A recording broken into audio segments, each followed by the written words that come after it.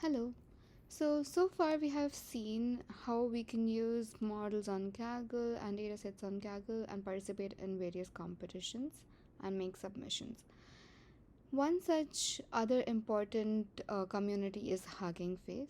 Hugging Face provides a set of tools for utilizing pre-trained models and also deploying models, along with various datasets you can choose from. So one of its most known library is Transformers, and it's extensively used in NLP, tasks such as text classification, question answering, and language translation. So again, it is built on top of PyTorch and TensorFlow, but it is designed in such a way that it can be very easy to use and integrate into your existing applications. So let's get into it and see how we can use this. First, we do a bunch of installations right here, and as I said, like one of the important libraries is Transformers, and in this recitation, we'll go over how to use this library and the datasets library to fetch the right kind of models and datasets and tackle some tasks. So here we do a bunch of installations, and then we get into our pipeline. So Hugging Face offers a pipeline function which we can basically use to make our own pipeline for inferencing or fine tuning pre trained models. So it has a bunch of parameters, one of which is the task. So you can mention what kind of task you want to do with the pipeline, and you can call it in such a way as a task equal to sentiment analysis would give you a pipeline for sentiment analysis. So all you have to do is call this pipeline function, obviously after importing it from Transformers, and just pass in the task keyword over here.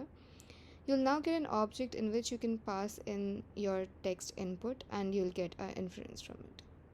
So it's as simple as that. Once you call this object, you will get the label and its respective confidence score. What you can also do is, instead of just passing one input, you could have a list of inputs and pass a list of these inputs into your classifier object, and that will give you a list of results. And you can iterate over these results to get similarly like the label and the confidence score. What we have done so far is use the default model for that specific task, but what we can also do is mention the kind of specific model that you want to use. So say I want to do text generation but using GPT-2, I can just pass in other parameters in this way and then call the object to get the output right here. So till now we saw how we can actually fetch these default models or models by their names, but there is also a way in Hugging Face in which you can load your custom models with its custom tokenizer and so on. So what we want to learn over here is that based on the task, how do you choose the right kind of model and how do you load it and use it. So if we just go to the Hugging Face website, we can see over here that it has various options of things you can get. So let's see models. So here, as we can see, we have a lot of options for models, and here we also have the categories for tasks. So if I want to do computer vision, I can look at the various tasks in computer vision, and if I click on either of them, it'll give me models that correspond to that. So the important thing to keep in mind over here is the name or the path of the model, and this will be helpful when you sort of try to get the model through Hugging Face when you try to load it. Similarly, you could also look at datasets over here, and you can find various datasets again categorized by tasks, and you can choose either of them. So here, let's see how we can do this using the auto class. Auto class again is a shortcut that automatically retrieves the architecture of the pre-trained model you're trying to load, and it can also help you automatically get the tokenizer that was used. So auto tokenizer is basically used to fetch the tokenizer for that particular model. So tokenizer, as we all know, is responsible for pre-processing the text into bunch of numbers so that the model can understand. And there are various rules that govern the whole process, which includes like splitting the text in at the level of the word, or even like lower levels. And we can also do like padding or truncation and so on. So there could be various rules in which this could be done. And so if we are trying to get some custom model from Hugging Face, it's most important that we sort of use the same tokenizer that that model has used, or you'll have to understand what kind of tokenizer was used when that model was trained and make your own. So we have an easier option over here to just load the tokenizer.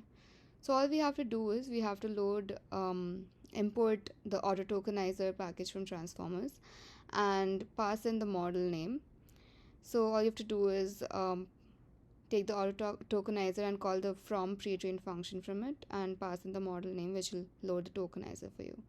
So now if you see, if you pass a text into this tokenizer object, it will give you an encoding.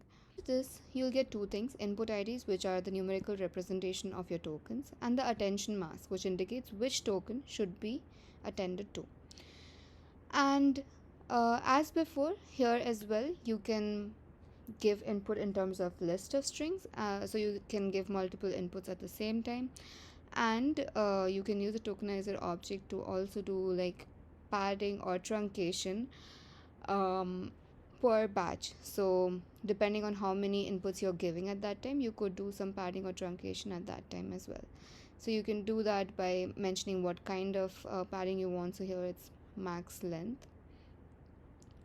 Now that we've got the tokenizer, we can actually load the model in a similar way. The only thing is that instead of using the auto tokenizer class, we now will use auto model for sequence classification, because we want to load a model that is for sequence classification. So you will be able to find all these different classes when you go to the Hugging Face website and see the documentation, but you'll have to load the correct kind of auto class for it. And then it's just as simple again. We just pass in the model name in the from tree trained function, and we get the model. So this model will give similar outputs like we see in any of our models that we train on our own, or when we load from any other PyTorch library, for example. And you can do things with it in a similar way if you wish to. So let's see how we can actually do what we did earlier, but with a custom model using this auto tokenizer and auto model for sequence classification classes. So we just mentioned the model name over here, and then use the from pre-trained function for in case of both model and tokenizer, and load the model and tokenizer. And as before, we could just pass these in as parameters of our pipeline function. So here we mention our task, and then we pass in the model and the tokenizer, and this will again give us a classifier object in which we can pass either one input or list of inputs and get the inference. So in this case, we have seen how we've used multilingual BERT for classifying French text. So here similarly you'll get the labels and the confidence. Now let's come to a more useful part for us, which is fine-tuning the pre-trained model. And this is necessary if we want to use these models for our specific tasks or to even make it better. So there are three ways in which you can fine-tune a pre-trained model. One is retrain all its parameters. The second is transfer learnings, where you sort of freeze the first part of the network and only fine-tune the head. And then we have parameter efficient fine-tuning, where we actually make new parameters to train and freeze the old ones. So retraining all parameters is very efficient and costly, so we generally do not do that. But transfer learning and PEFT are really useful, and let's see how we can do that. So let us first look at transfer learning, and let's begin from the very beginning like we do for all our homeworks. Let's first prepare the dataset. So in this case, I have used the datasets library from Hugging Face to load the Yelp dataset, which is a movie review dataset, And what we want to do with it is classify these reviews. So it's as simple as just calling this load dataset function and passing in the dataset name, and that'll load the dataset for you. And after that, you can just segment the data depending on how many records you want to train and test, and select those records and just store it in different variables to just use it later on. And then, like we did before, we could use the auto tokenizer class and the function from pre-train to load the tokenizer for the model that we want to use. One other thing that you can do very quickly is just make a tokenized function which will return the output of your tokenizer object, and then just use the map function to apply this function to all of the records in training and testing datasets that you just made. And then we just define the model again with the same model name, and we can also mention the number of labels if we wish to. So in this case, because I want to classify based on 5 labels, I've just added the number of labels to be 5 over here. After this, we need to train the model, right? So for that, we have transformer trainer object, which can help us do it.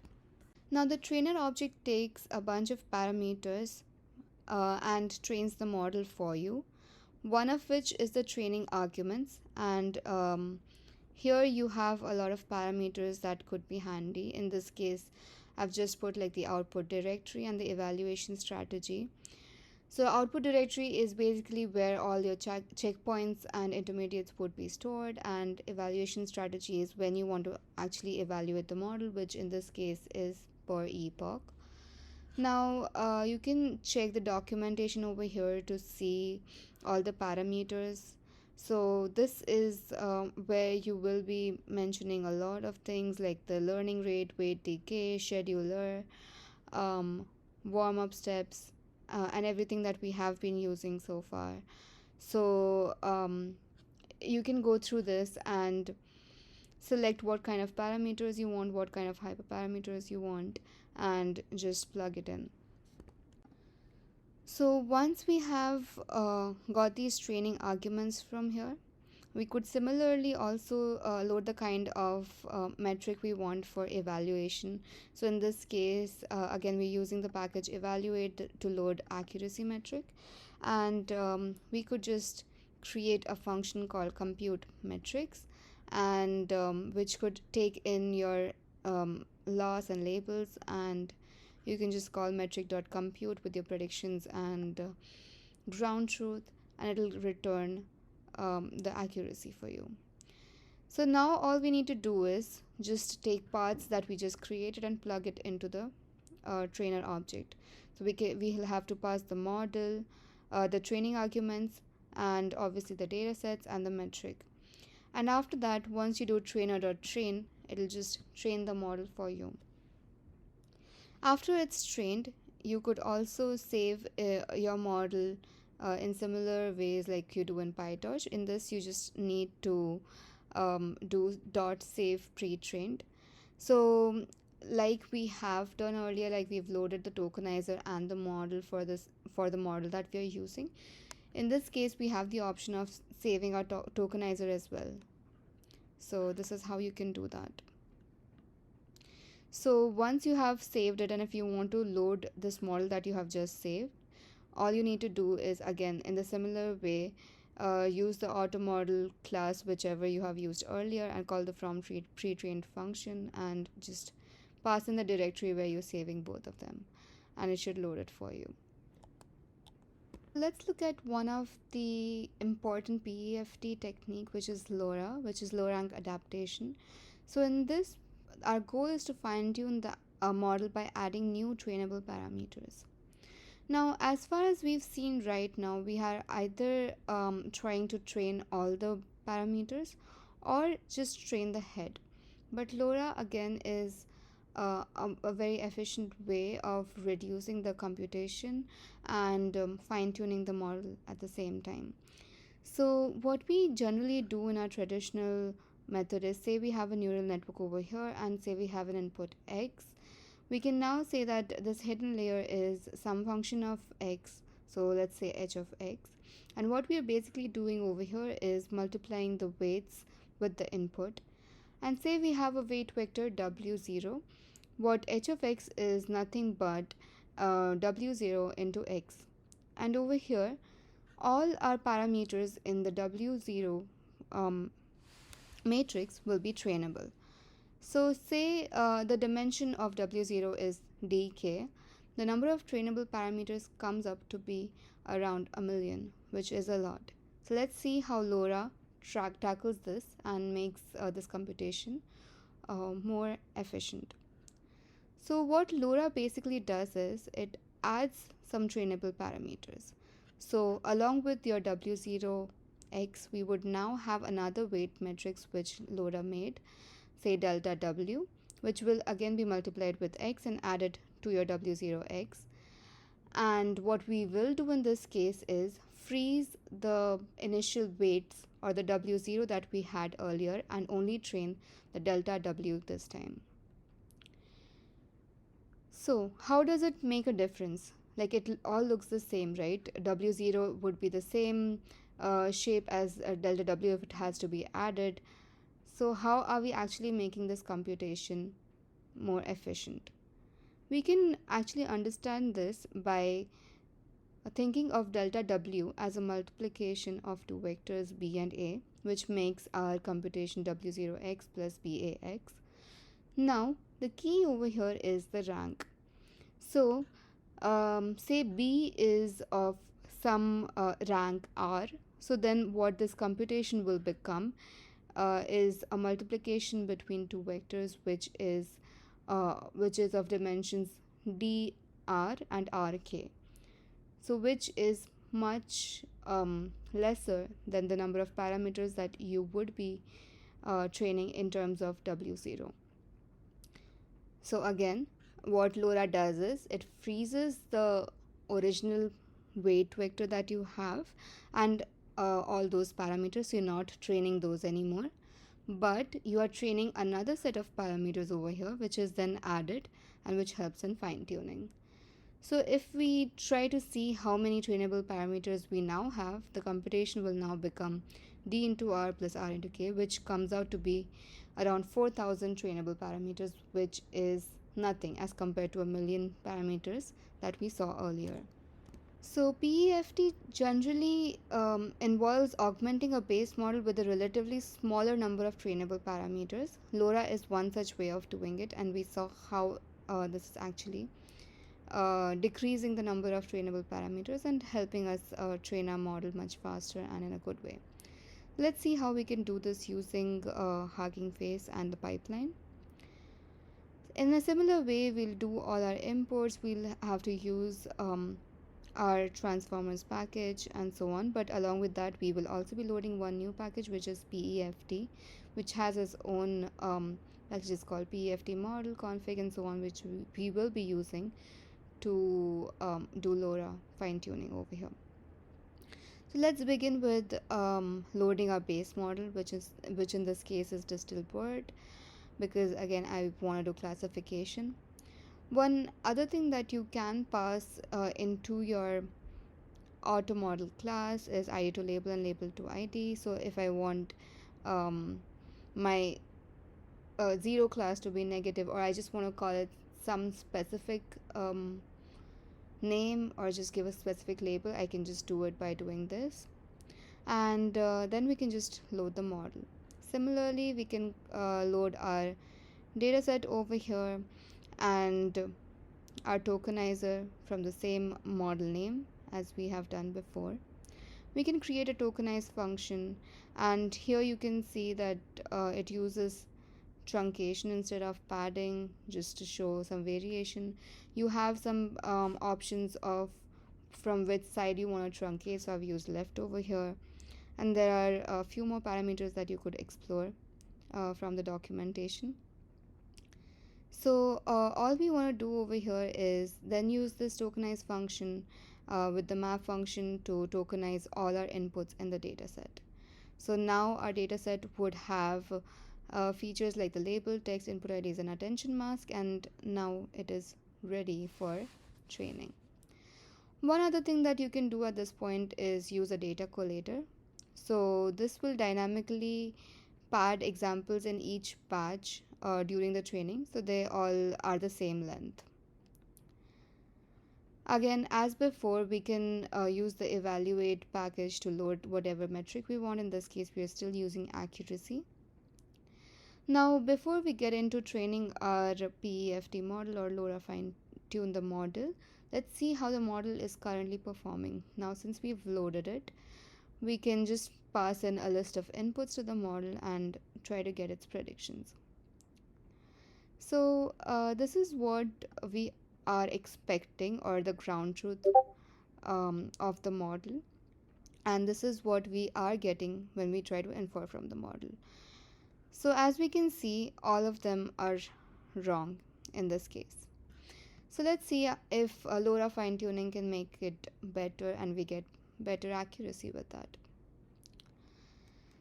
So for fine tuning with LoRa, we will be using the LoRa config, which is a part of the PEFT package, and here you will be sort of passing in all the parameters that are required for LoRa, like the task type, which is sequence classification, and the R, which is the rank of trainable weight metric. So you can adjust the R according to your use case, and similarly, like the dropout and everything, you can just mention it over here. Once we have this PEFT config, all we need to do is use the get PEFT model function, pass in the model and the PEFT config, and that will load our model for us. So if you see over here, we have all the parameters that are in the model are around 67 million, and if we want to train all these parameters, it can be very costly. And now that we have made a model using our LoRa config, we see that the number of trainable parameters have decreased immensely. So this is what we wanted to achieve. Now, similarly with our training arguments and the trainer class, we can again train this model, and this time you are fine tuning the model but with the LoRa config. So it is going to be much more efficient. Over here, just to show, there are a bunch of other parameters that you can use with your training arguments, and you can explore this from the documentation. Similarly, you can just pass everything that we have made so far, like the model, training arguments, tokenizer, data collator, which we are using in this case, and the metrics into the trainer object, and just call trainer.train, and this will train the model for you. So let's see how this train model now performs. So in the same way, we are using the same metric over here, or the same prediction code that we did earlier, but now with our fine-tuned model. And we can see over here that now we are getting mostly all of these sentences classified correctly, except the last one, which is sort of tricky, because when you say this one is a pass, it could be good, or you just want to say, okay, I just want to pass this. So it's a little tricky for us as well, but it's performing much better than it was before fine tuning. So that's it. And we have a lot of links over here for your reference. In case you want to go through any of the documentation, you could go through these links over here. Thank you.